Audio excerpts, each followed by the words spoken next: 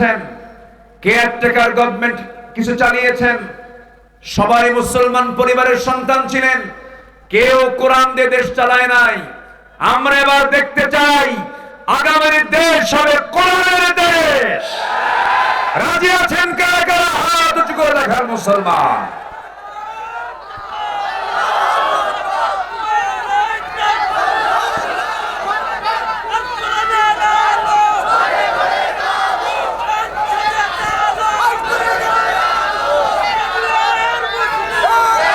আল্লাহ কবুল করুন, জোরে বলি আমিন। কোরআন কার? আসতে বলবেন না, কার? দোহাই লাগে, প্লিজ মন খারাপ করবেন না। আমরা বাঁচতে আসি নাই, আমরা মরে কার সামনে হাজির হব? ফাঁকিবাজি আল্লাহর সঙ্গে করলে হবে না, আল্লাহ ধরে ফেলবে।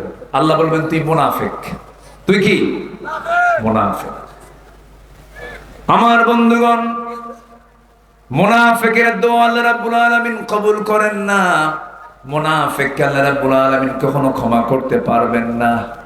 কাফেরের জাহান্নাম যত মারাত্মক হবে,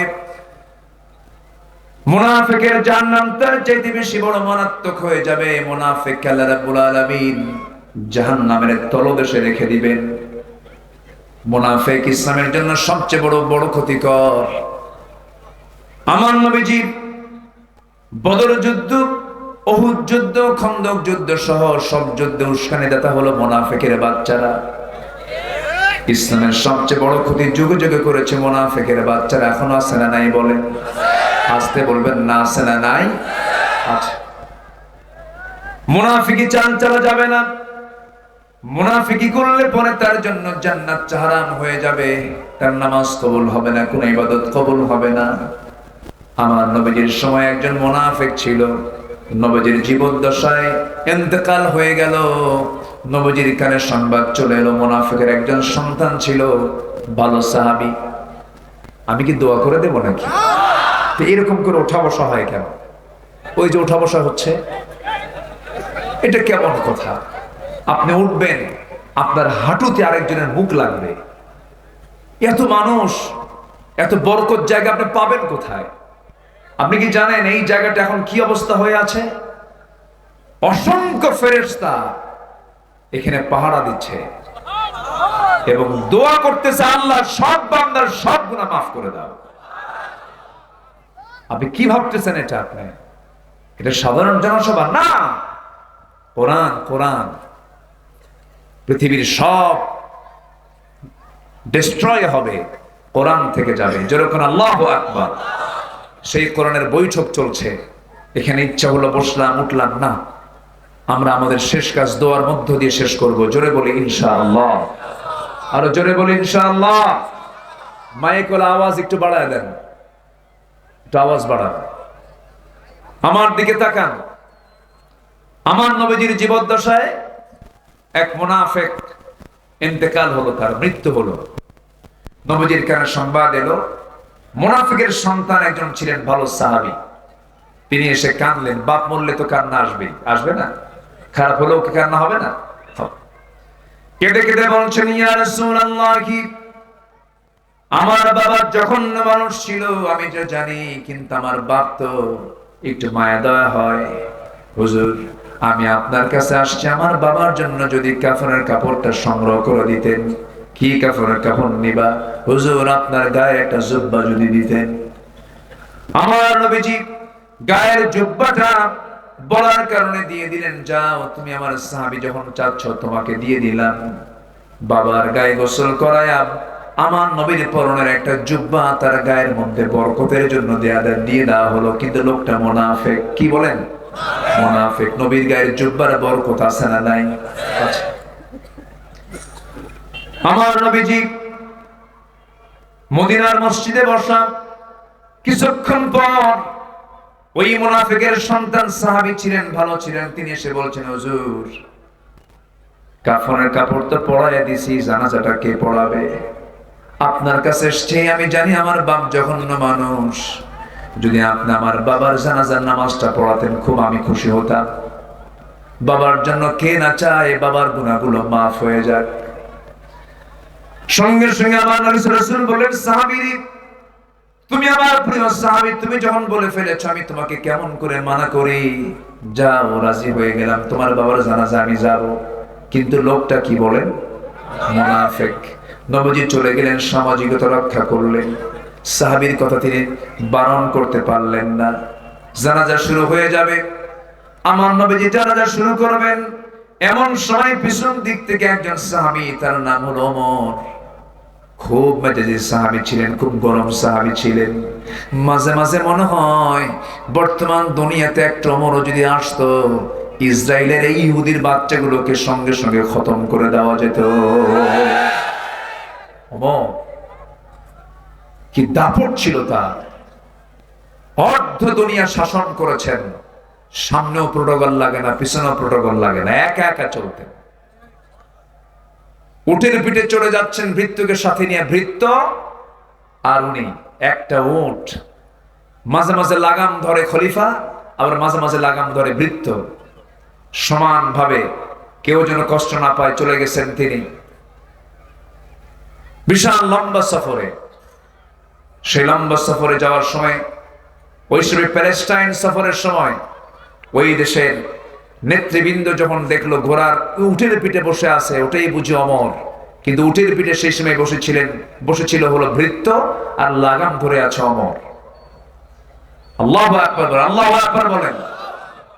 সবাই ওয়েলকাম জানাচ্ছে ওমর মনে করে ওই ভৃত্যকে। উনি বলছে, আমি তো ওমর না, সিরিয়ালে আমি পড়ে গেছি, এখন বসে থাকা, লাগাম ধরে টানতেছেন হচ্ছে ওমর। এই সাম্যতার মূর্ত প্রতীক। এই সাম্যতা দেখে সবার চোখে পানি চলে এসে সবাই বলল, আর কি থাকা যায়? আমরা পড়লাম লা ইলাহা ইল্লাল্লাহ। কোন প্রটোকল লাগতো না, কাউকে লাগতো না। কেন? উনি জানতেন যে আমি শুধু শাসক নই, আমি শুধু রাষ্ট্রের সম্রাট নই, আমি হলাম মানুষের মনোজগতের সম্রাট। আমি মানুষের মনকে জয় করতে হয়েছি, এই জন্য তার কোনো প্রটোকল লাগতো না। আর এখন আতিপাতি ছোটখাটো নেতা হলে সামনে 50 মোটর সাইকেল, পিছনে 50 মোটর সাইকেল। কি আছে না নাই? আসতে বলবেন না, আছে না নাই? সাইয়েদনা ওমর ফারুক তার ছিলেন না। নাম শুনছেন তো ওমরের নাকি? নাম শুনেন নাই? কয় নাম্বার খলিফা? আসলে কয় নাম্বার? 2 নাম্বার। খুব দামি একজন সাহাবী ছিলেন। ইনি একদিন কাঁদতেছেন, কেঁদে কেঁদে বলছেন, মনে হয় আমি ঠিক না, আমি মনে হয় মুনাফিক হয়ে গেছি। চিন্তা করেন কত দামি সাহাবী। এই কথা বলেই হুযায়ফা নামে একজন সাহাবী ছিলেন, যার হাতে আমার নবীর পক্ষ থেকে দেওয়া মুনাফিকের তালিকা ছিল। ওই তালিকা যার কাছে ছিল তার কাছে গিয়ে বলছে, ভাই হুযায়ফা দেখো তো ওই তালিকার নামটা দেখো, ওই তালিকার মধ্যে আমার মনে হয় আমি ওমর, আমার নামটা মনে হয় আছে। সঙ্গে সঙ্গে সাহাবী বলছেন, কি বলেন ভাইজান, ওমর আপনার নাম কেন থাকবে? রাসূল তো আপনার শানে বলেছেন ওমর জান্নাতি, আপনি জাহান্নামের বাসিন্দা কখনো হবেন না, আপনি জান্নাতি দুনিয়াতে খেতাব পেয়ে গেছেন। ওমর ফারুক বলছেন, আমার মাঝে মাঝে সন্দেহ হয় আমি বুঝি মুনাফিকদের কাতারে চলে গেলাম কিনা। ওই সমস্ত সাহাবীদের ভিতরে যদি এমন দূর চিন্তা যদি লালন হয়, আমার বন্ধুগণ, আমরা জীবনে মিথ্যা কথা বলেছি কিনা বলেন, ওয়াদা ভঙ্গ করেছি না কিনা বলেন। এরপরে ওয়াদা ভঙ্গ করা, আমানতের খেয়ানত করা, মুখ থেকে বেফাস কথা বলা, এই সমস্ত আচরণ যার মধ্যে থাকবে সে হলো মুনাফিক, বলেছেন মুহাম্মদ সাল্লাল্লাহু আলাইহি ওয়াসাল্লাম। এখন বলেন, আমরা কি নিরাপদ না আমরাও বিপদ? বলেন বলেন বলেন, আমরা কি নিরাপদে না আমরাও বিপদে? আমরাও বিপদ। আমার বন্ধুগণ, একটু কান লাগাবেন, মনোযোগ দিয়ে শুনবেন। আমার নবীজি জানাজায় হাজির হলেন। সাইয়েদনা ওমর ফারুক পিছন থেকে বলছেন, ইয়া রাসূলুল্লাহ, আপনি কার জানাজা পড়াচ্ছেন? রাসূল বলছেন, ওমর রে, আমি সব জানি, সব দেখতেছি, কিন্তু আমার উপায় না, আমি জানাজাটা পড়ায় দেই। আমার নবীজি জানাজা সম্পূর্ণ করার সঙ্গে সঙ্গে আয়াত নাযিল হয়ে গেল, হে রাসূল, আপনি দোয়া চান বা না চান, আপনি মুনাফিকদের জন্য যদি 70 বারও যদি দোয়া করেন, ওই দোয়া আমি আল্লাহ আমার দরবারে মঞ্জুর হবে না। জুব্বা দিয়ে লাভ হলো না, নবীজি জানাজা পড়ায়ও লাভ হলো না, কারণ লোকটা কি বলে, লোকটা কি মুনাফিক। এই মুনাফিকরা কি না করেছে, অনেক কিছুই করেছে। আমার নবীজি দাম্পত্যময় জীবনকে তারা অসুখী করে ফেলেছিল। ছোট্ট একটা ইতিহাস মনে পড়লো, মুনাফিকরা কত চক্রান্তকারী হতে পারে। আমার নবীজি কোন এক অভিযান থেকে ফিরে আসতেছিলেন, যুদ্ধে বের হয়েছিলেন। ফিরে আসার পথে আমার রাসূল কিন্তু বউকে সাথে নিয়ে চলতেন। আলহামদুলিল্লাহ বলেন, জোরে বলি আলহামদুলিল্লাহ। আমার নবীজি জীবনে হজ করেছেন একবার। কয়বার? আসতে বলবেন না, কয়বার? আর আমার দেশের কিছু হাজি আছে 10 বার হজ করেও ভিডিও ছাড়ে না, গাঁজাও ছাড়ে না। আছে না নাই? বারবার হজ করলে যে আপনি বিশাল বড় বুজুর্গ হয়ে গেছেন এটার কোনো কারণ না। জীবনে একবার হজ করা কি ফরজ, বারবার যাওয়ার কি দরকার আপনার? বরং ওই টাকা দিয়ে আপনার প্রতিবেশী যদি অভুক্ত থাকে, প্রতিবেশীর বাড়িতে আপনি একটা গরু কিনে দেন, আপনার জন্য বিশাল নাজাতের কারণ হয়ে যাবে। চলে গেলেন, বসেন বসেন। সামনের কাতার থেকে গেলে হয়। আমার ভাইজান খুব ভালো মানুষ, বগুড়ার জামাই, আমার হোম ডিস্ট্রিক্ট আবার বগুড়া, তো এই জন্য অধিকারে আমি তাকে বসায় দিলাম। একটু বসে, আমরা একসঙ্গে এখান থেকে বিদায় নেব। জোরে বলি ইনশাআল্লাহ। খুব বেশি লম্বা সময় আমি নিচ্ছি না, 10টা পয়েন্ট চলতেছে। কয় নাম্বার? এখনো আছে কয়টা? নুরু, ওয়াজ কি শেষ না শুরু? একটু নিয়ত করেন, নিয়তটা একটু শক্ত করেন, দেখবেন যা আর উঠতে মন চাবে না। বলি আলহামদুলিল্লাহ। কত সময় কত দিকে চলে যায়। ভাইজান কষ্ট দিয়ে ফেললাম না তো? জি, সম্মানিত ভাইরা, আমার নবীজি জীবনে হজ করেছেন কয়বার? আর আমার দেশে বারবার হজকারী হাজি আছে না নাই? গাঁজা খায়। কি খায়? গাঁজা খায়। পর্দা নাই, বউটাকে হাফ লেডি অর্ধলগ্ন করে, হাজি সাহেব বউটাকে অর্ধলগ্ন নোংরা পোশাক পরায় গোটা শহর ঘুরে বেড়ায়। আছে না নাই? কিছু পুরুষ আছে সুন্দরী বউকে পর পুরুষকে দেখাতে খুব পছন্দ করে। আছে না এরকম কিছু লম্পট? আছে না? আছে না? নিজের বউ মানুষকে দেখায়, আবার বলে দেখো তো বউটা আমার কেমন রে সুন্দর না। এরকম আছে না নাই? আছে না নাই? আবার দেখানোর কৌশলও ভিন্ন। একদম আপডেট ভার্সন R15, হোন্ডার পিছনের সিট, প্যাসেঞ্জার সিট 3 তলা, আর ড্রাইভিং সিট হলো আন্ডারগ্রাউন্ড মাটির সাথে। 3 তলায় বউকে চড়াইয়া দেয়, অর্ধলগ্ন পোশাক পরায়া। শুরু করলো 13 মাইল গড়িয়া থেকে 10 মাইল হয়ে কোন দিক? একদম দিনাজপুর। কিসের মোড়? লিলির মোড়। আচ্ছা, দিল একদম মেডিকেল মোড় পর্যন্ত। এক টান দিল হোন্ডা দিয়া, পিছনে তো বউ আছেই, চুলটা ছেড়ে দেওয়া। এখন স্বামী মনে করলো যদি হঠাৎ করে কারো দেখা যদি মিস হয়, হোন্ডার আওয়াজটা বাড়ান দরকার, পাইপ খুলে ফেললো। তো চ্যালেঞ্জার আছে না, খুলে ফেলে। এখন আওয়াজ হচ্ছে হোন্ডার না হেলিকপ্টারের? হেলিকপ্টার। বাস এক টান দিল, সব জাতি শুধু এইরকম করে ছায়া আছে। দেখলো সন্ধ্যার সময় বউটার আবার ছবি একখান তুললো গোধূলি বেলায়, লাল শাড়ি, লাল ঠোঁট, কপালে একখান টিপ, গায়ে আটা ময়দা, ছবি একখান তুলে ফেসবুকে পোস্ট করে লিখলো, আসুন প্রিয় ভাইরা, আসুন সবাই মিলে আমার বউটাকে জামাতের সাথে দেখি। আছে না নাই? এগুলো লম্পট, এগুলো কি বলেন তো? সমাজ নষ্টকারীরা। আমার নবীজি বউ নিয়ে গেছেন, কিন্তু পর্দা ছাড়া না, পর্দা সহ। পর্দা সহ কোন এক অভিযান থেকে তিনি আসতেছেন। হাজার হাজার সাহাবী মদিনায় ফিরবেন। আমার নবীজি বললেন, সাহাবীরা আমরা মদিনার দিকে ফিরতেছি, হঠাৎ করে কেউ যদি বাদ পড়ে যায়, বাদ পড়েই যেতে পারে। আমি একজন সাহাবীকে দায়িত্ব দিলাম, সাফওয়ান এদিকে আসো, তোমাকে দায়িত্ব দিচ্ছি। তোমার দায়িত্ব হলো আমার যে সমস্ত সাহাবীগুলো ফেরার পথে বাদ পড়ে যাবে, সেই বাদ পড়া সাহাবীগুলোকে তুমি নিয়ে মদিনা পর্যন্ত পৌঁছায় দিবা। ঠিক আছে হুজুর। কেউ বাদ পড়ে নাই, বাদ পড়েছেন মিসেস মুহাম্মদ আয়েশা সিদ্দিকা রাদিয়াল্লাহু তাআলা আনহা, তিনি বাদ পড়েছেন। বাদ পড়ার কারণ হলো, হেতু হলো, তিনি হঠাৎ করে রাস্তার মাঝে বলে ফেললেন, আমার পেশাবের চাপ এসেছে, আমার প্রকৃতির চাপ এসেছে, আমাকে নামায় দাও উটের পিঠ থেকে। দোলনা ছিল, সে হাওদা ছিল, হাওদা সহ তাকে নামায় দেওয়া হলো। হাওদা থেকে নেমে তিনি আড়ালে চলে গেলেন, শৌচকার্য করলেন। তিনি একটু আসতে দেরি করেছেন।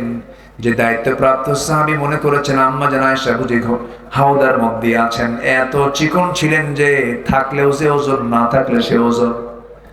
মিস পড়ে গেছেন তিনি, উনি আছেন বলে মনে করে সাহাবী করলেন কি, দায়িত্ব প্রাপ্ত সাহাবী করলেন কি, হাওদাটা ফাঁকা হাওদা, উটের পিঠে উঠায় দিলেন। সব চলে গেছে, কেউ আর নাই। আম্মা জান আয়েশা এসে দেখেন সব চলে গেছে।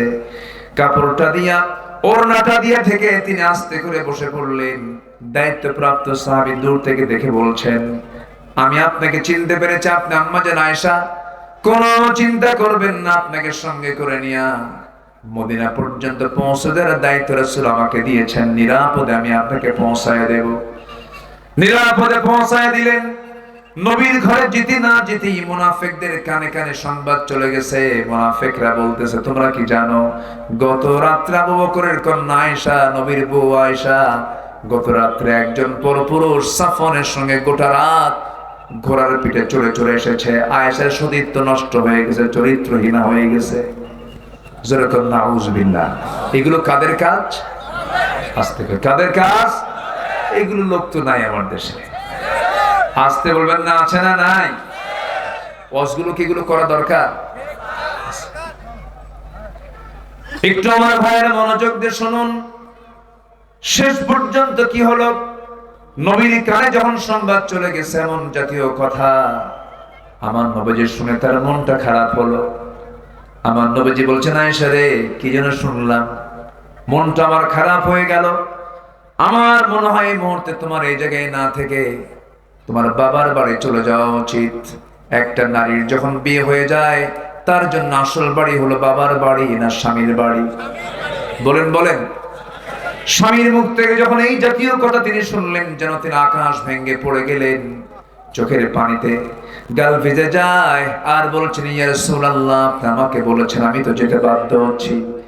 আমি চলে গেলাম আমার মার বাড়ি, আমার বাবার বাড়ি। তবে একটা কথা বলি ইয়া রাসূলুল্লাহ, যে বিয়ের সিদ্ধান্ত এই পৃথিবীর কেউ দেয় নাই, আমার বিয়ের সিদ্ধান্ত এসেছে আসমান থেকে। আল্লাহ আমাকে অর্ডার করেছেন আপনাকে বিয়ে করার জন্য। আমাকে সে আল্লাহর কাছে আমি বিচার দিয়ে দিলাম, আল্লাহ আমার ফয়সালা করে দিবেন। জোরে কোন সুবহানাল্লাহ। দিন শেষে আমার সবচেয়ে আপন কে? আসতে বলবেন না, আপন কে? যদি কোনো বান্দা যদি আল্লাহকে অভিভাবক মনে করে, আল্লাহকে যদি একমাত্র যদি মনে করে আমার আল্লাহ একমাত্র অভিভাবক, তাহলে আল্লাহর কসম করে বলি এই পৃথিবীতে তার কোনো প্রকার বিপদ হবে না। জোরে কোন সুবহানাল্লাহ। আমার বন্ধুগণ, শেষ পর্যন্ত কি হলো, নবীজি বলে দিলেন যাও। আম্মা জান আয়েশা রওনা দিলেন। এখান থেকে একটা বিষয় ক্লিয়ার, আমার নবীজি গায়েব জানতেন না। রাসূল যদি গায়েব জানতেন বলতেন, আয়েশা সব ভুয়া কথা, মিথ্যা কথা, আমি জানি, কিচ্ছু হয় নাই। কিন্তু রাসূল কিন্তু তা বললেন না, কারণ রাসূল সত্য কোনটা মিথ্যা কোনটা তিনি জানতেন না। কারণ সত্য মিথ্যা সব কিছু জানার তিনি মালিক, তিনি কে? আর আমার দেশের পীর সাহেবরা গায়েব জানে। পীর সাহেবরা কি জানে? গায়েব জানে। বাচ্চা হয় না, এসে বলে বাবা বাচ্চা তো হয় না, চুপ মেরে থাকে। এই কি মানে মুখ শুধু নড়ায়। এই করতে করতে হঠাৎ করে একটা আওয়াজ দেয়, যা। কি কথা কি বুঝতেছেন? মানে ওই বোঝালো যে আমি একটা কিছু পাইছি। কিচ্ছু না, দেড় হাতের লাঠির বাড়ি খাইলে সব ঠিক হয়ে যাবে। ঠিক কিনা? যত মাজার দেশে আছে সব রোড লাইনে, একটাও ট্রেন লাইনে নাই। সব খবর আমরা জানি। যে সমস্ত মাজারে সেজদা হয়, পিটায়া সোজা করা দরকার ওগুলোকে। আর যে ভণ্ড তার মুরিদ কর্তৃক সেজদা গ্রহণ করে ঠ্যাং ভাঙ্গা সোজা করা দরকার। শিরকের গন্ধ যেখানে আছে সেখানে আমরা তার টিকে থাকতে দেব না। আমাকে অনেকে বলে পীর ধরা কি, আমি কই চোর ধরা কি। আমি পীরকে গালমন্দ করছি না, আবার আমার কথা কোন দিক দিয়ে কোন প্যাঁচ লাগায় কি যে করবে ক্যামেরাম্যান আমি আল্লাহ জানি। এই যে একটা কথা বললাম, এটাকে যে কোন দিকে কি নিয়ে কোথায় যে নিয়ে যাবে, আল্লাহি আমি পীরকে গালমন্দ করছি না। সঠিক পীর যদি হয় আপত্তি নাই। শাহজালাল ইয়ামিনী সিলেটে শুয়ে আছেন, খান জাহান খুলনায় শুয়ে আছেন, কারামত আলী জৈনপুরী রংপুরের মাটিতে শুয়ে আছেন, রাজশাহীতে শাহ মাকদুম শুয়ে আছেন। অবশ্যই তারা আল্লাহওয়ালা ছিলেন, কোন সন্দেহ নাই। কিন্তু শাহজালাল কি করেছেন? রাজা গৌর গোবিন্দকে পরাজিত করে গোটা সিলেটকে ইসলামের বিজয়ের পতাকা উড্ডীন করেছেন। আল্লাহু আকবার বলেন। রাজা পৃথ্বীরাজকে পরাজিত করে আসবে শুয়ে আছেন আওলাদ রাসূল খাজা মঈনুদ্দিন চিশতি রাহমাতুল্লাহ আলাইহি। রাজা পৃথ্বীরাজকে পরাজিত করে গোটা ভারতবর্ষে কালেমার পতাকা উড্ডীন করেছেন তারা। তারা হচ্ছেন পীর। আর এরা গাঁজা খেতে খেতে শীত হয়ে পড়ে থাকে, আছে না নাই? আচ্ছা, আল্লাহ তুমি এই সমস্ত ভণ্ড থেকে আমাদেরকে হেফাজত করো, জোরে বলি আমিন। আম্মা জান আয়েশা এখন স্বামীর ঘরে না বাবার ঘরে? বলেন, স্বামীর ঘরে না বাবার ঘরে? বাবার ঘরে। বড় চিন্তার বিষয়, বড় চিন্তার বিষয়। নবীজির কানে সংবাদ চলে এসেছে আয়েশা নাই। নবীজি রাতের বেলা ঘুমাতে যান, ঘুমাতে পারেন না, হাতটা আগায় দেন, আয়েশা নাই, বুকটা খান হয়ে যায়। ওইদিকে আম্মা জান আয়েশা সেজদায় পড়ে পড়ে কাঁদেন। চিকন মানুষ আরো পাটখড়ির মতো চিকন হয়ে যেতেছেন, চোখের পানিতে যায় নামাজ ভিজতে থাকে। আম্মা জান আয়েশাও কাঁদেন, আমার নবীজিও কাঁদেন। নবীজির কান্না দেখে সাহাবীরাও কাঁদেন। আর মুনাফিকরা হাসতে, কয় মুনাফিকরা হাসে। দেখেন আল্লামা সাঈদী ফাঁসির দিন গণজাগরণ মঞ্চে মিষ্টি বিতরণ করেছে ওরা। করে নাই, করে নাই, করে নাই, করে নাই, করে নাই, করে নাই, করেছে। আমার ভাইরা, মুনাফিকরা যুগে যুগে ছিল, এখনো আছে। আম্মা জান আয়েশা বলেন, এত বড় বিপদে পড়েছিলাম আমি আয়েশা, আমি আল্লাহর প্রতি তাওয়াক্কুল করেছি, আল্লাহ আমাকে সাহায্য করেছেন। আম্মা জান আয়েশা বলেন, আমি 9টি কারণে শ্রেষ্ঠ, আল্লাহ পাক আমাকে শ্রেষ্ঠত্ব দান করেছেন 9টা কারণে। নাম্বার 1, আমি আয়েশা 9 বছরের বয়সে আমি আমার রাসূলের বউ হওয়ার সুযোগ পেয়েছি, স্ত্রী হওয়ার সুযোগ পেয়েছি। 13 বছরে নববধূ হয়ে নবীর ঘরে পদার্পণ করেছি। নাম্বার 3 হলো আমি জিবরাইলকে নিজের চোখে দেখেছি। আম্মা জান আয়েশা বলেন, আমি নিজেকে ধন্য মনে করি, আমি নবীর সঙ্গে যখন একই কাঁথার নিচে শুয়ে থাকতাম সেই সময় জিবরাইল ওহী নাজিল করতেন। আমি নিজেকে ধন্য মনে করি, আমি আয়েশা আমার শানে আল্লাহ তাআলা আমাকে লক্ষ্য করে কয়েকটা আয়াত নাজিল করেছেন। আমি আয়েশা নিজেকে ধন্য মনে করি, রাসূল যখন মারা যাবেন কোন স্ত্রীর ঘরকে পছন্দ না করে আমার নবী আমার ঘরকে পছন্দ করে আমার ঘরে তিনি ইন্তেকাল করেছেন। আমার উরুতে মাথা রেখেছেন, বালিশ দিয়েছি আগায়। রাসূল বলেছেন, আয়েশা বালিশ নেব না, তোমার উরুটা আমাকে বিছায়া দাও। আমি উরুটা বিছায়া দিলাম। নবীজি আরাম ফরমালেন, শুয়ে থাকলেন। প্রচন্ড মাথা ব্যথা, প্রচন্ড কষ্ট পাচ্ছেন আমার রাসূল। আমার নবীজির এমন দৃশ্য দেখে আম্মা জান আয়েশা মাথায় পানি ঢেলে দিচ্ছেন। আমার নবীজি হঠাৎ করে বলছেন, আয়েশা রে, মুখে কেমন যেন দুর্গন্ধ মনে হচ্ছে, মেসওয়াক লাগবে, কেমন করে উঠবো আমি? আমার ভাই আবু বকরকে বললাম, একটা মেসওয়াক এনে দেওয়া হলো। মেসওয়াকের আগাটা শক্ত দেখে আমি আয়েশা চাবায়া চাবায়া নরম করে দিলাম। নবীজির হাতে যখন দিলাম, মেসওয়াকের আগায় কিছু থুতু লাগানো ছিল। আমার নবীজি অসুস্থ শরীর নিয়ে আমার লাগানো মেসওয়াক, থুতু লাগানো মেসওয়াকটা নিয়ে মেসওয়াক না করে প্রথমে চুষে চুষে আমার থুতুগুলো পান করে মুসকি মুসকি হাসি দিয়ে বলছেন, আয়েশা রে, গায়ে কোনো শক্তি নাই কিন্তু আমি তোমাকে দারুণ ভালোবাসি। আম্মা জান আয়েশা বলেন, আমি নিজেকে ধন্য মনে করি, আমার জীবনে আমার রাসূল তার জীবনের শেষ খাবার খেয়েছেন আমি আয়েশা, আমার মুখের লালা। রাসূল যখন মারা যাবেন আয়েশা বলেন আমার সঙ্গে তার সর্বশেষ কথোপকথন হয়েছে। রাসূল আমার সঙ্গে কথাবার্তা বলছিলেন। রাসূল যখন দুনিয়া থেকে বিদায় নেবেন আমাকে বলেন আয়েশা রে, দেখো তো আমার কলেজার টুকরা মেয়ে ফাতিমা কোথায়। ফাতিমার নাম নেওয়ার সঙ্গে সঙ্গে দরজা খুলে গেল। দরজা খুলে যাওয়ার সঙ্গে সঙ্গে রাসূল বলছেন ফাতিমা কান্দো কেন? হাওমাও করে কাঁদতেছেন। রাসূল কানের মধ্যে মুখ ঢুকায় বলছেন ফাতিমা রে, কান্দার দিন শেষ, আমি রাসূল দুনিয়া থেকে বিদায় নেব, মালাকুল মউত চলে আসতেছে। তবে একটা সান্ত্বনা তোমাকে দেই ফাতিমা, দুনিয়ার জিন্দেগিতে যেমন তুমি আমার কাছে ছিলে, আমার মৃত্যুর পরে তোমার মৃত্যু হয়ে যাবে, তুমি আমার কাছাকাছি কবরের মাটিতে থেকে যাবে। ফাতিমার কান্না বন্ধ হয়ে গেল। আমার নবীজি মৃত্যুর জন্য প্রস্তুতি নিয়ে নিলেন। আম্মা জান আয়েশা বলেন আমি নিজেকে ধন্য মনে করি, রাসূল দুনিয়া থেকে যখন বিদায় হয়ে যাবেন আমাকে লক্ষ্য করে বলছেন আয়েশা রে, আমার উম্মতকে সর্বশেষ একটা মেসেজ জানায় দিও, আমার উম্মতরা যেন কখনো 5 ওয়াক্ত নামাজ না ছেড়ে দেয়। সবাই কি নামাজ পড়তে রাজি আছেন ভাই? নামাজ 5 ওয়াক্ত পড়বেন কারা কারা একটু হাত তুলে দেখান দেখি।